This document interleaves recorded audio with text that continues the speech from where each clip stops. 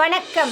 கலாம் ஆண்டு 4 நாள் 218 சனிக்கிழமை மே 18, 2024. இன்றைய நம்பிக்கை செய்திகள்.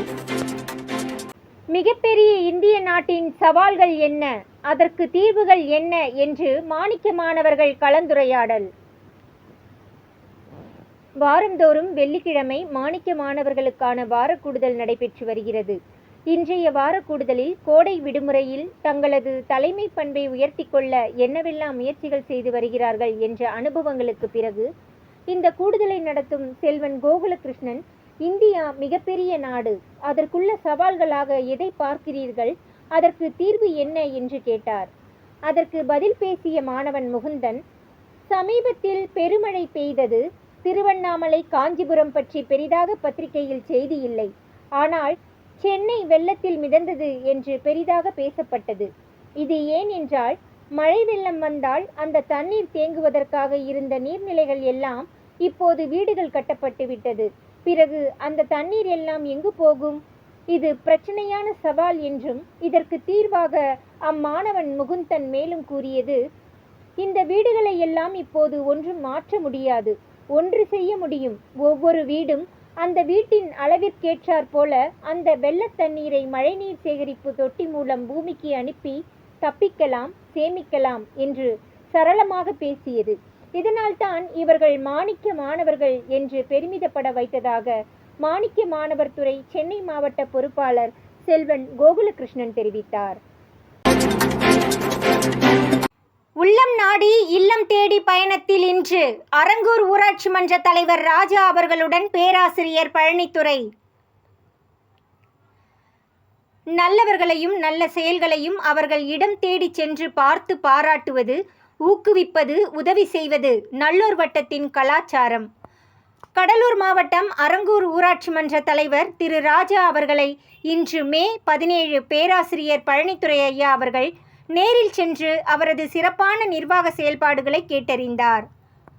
அவருடன் நல்லூர் வட்டத்தின் வழிகாட்டி நவிலு சுப்பிரமணியம் அவர்களும் சென்றிருந்தார்.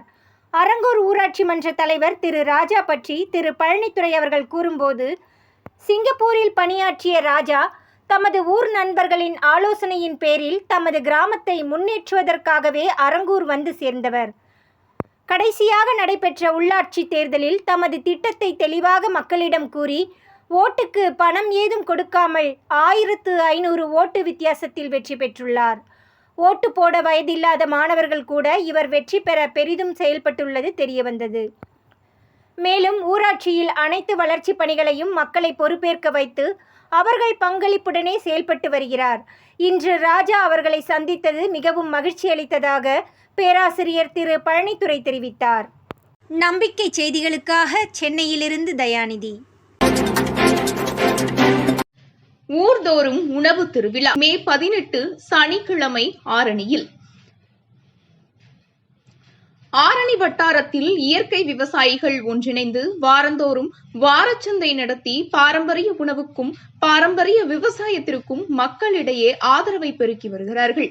அந்த வகையில் உணவு திருவிழா நடத்தி பாரம்பரிய அரிசி, தானிய வகைகளில் என்னென்ன உணவு வகைகளை எப்படி சமைக்கலாம் என்ற விழிப்புணர்வையும் அளிக்கும் வகையில் மே 18 சனிக்கிழமை நல்லுலகம் ஆரணி சுற்றுவட்டார கூட்டமைப்பு ஆகிய அமைப்புகள் இணைந்து அவர்களது முதலாம் ஆண்டு உணவு திருவிழா கோட்டை திடல் சுப்பிரமணி சாஸ்திரி மேல்நிலைப்பள்ளி வளாகத்தில் காலை 7 மணி முதல் மாலை 6 மணி வரை நடைபெற இருப்பதுடன் 80க்கும் மேற்பட்ட ஸ்டால்கள் இடம்பெறவிருப்பதாக திரு முத்துக்குமரன் தெரிவித்தார்.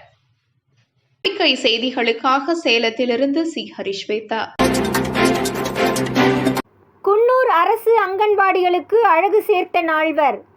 தூரிகை துளிகள் என்ற பெயரில் அமைப்பு ஒன்று அங்கன்வாடி பள்ளிகளுக்கு வண்ணம் தீட்டி அழகுபடுத்தி வருகிறது. நீலகிரி மாவட்டம் குன்னூர் நகராட்சி கிருஷ்ணாபுரம் அங்கன்வாடி பள்ளியில் ஒரே நாளில் தூரிகை துளிகள் அமைப்பு சார்பாக ராமமூர்த்தி கோகுலகிருஷ்ணன் இவர்களுடன் தூரிகை துளிகள் அமைப்பின் ஒருங்கிணைப்பாளர் ரா நாகராஜ் அவர்களும் இணைந்து இந்த அற்புதத்தை நிகழ்த்தியுள்ளனர். இந்த நால்வருக்கு மட்டுமின்றி இதற்கு உதவிய அனைவருக்கும் நம்பிக்கை செய்தியின் பாராட்டுக்கள். மூத்த குடிமக்களுக்கு உதவ பந்தம். சென்னை காவல்துறையின் புதிய சேவை. 75 வயதிற்கு மேற்பட்ட மூத்த குடிமக்களுக்கு உதவ சென்னை காவல்துறை பந்தம் என்னும் பெயரில் புதிய சேவையை அறிமுகப்படுத்தியுள்ளது.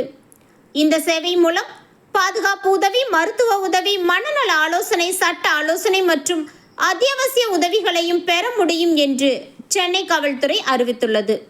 உதவிகள் பெறுவதற்கு தொடர்பு கொள்ள வேண்டிய அலைபேசி எண் 9499957575. நம்பிக்கை செய்திகளுக்காக திண்டுக்கல்லிலிருந்து லோகமணி.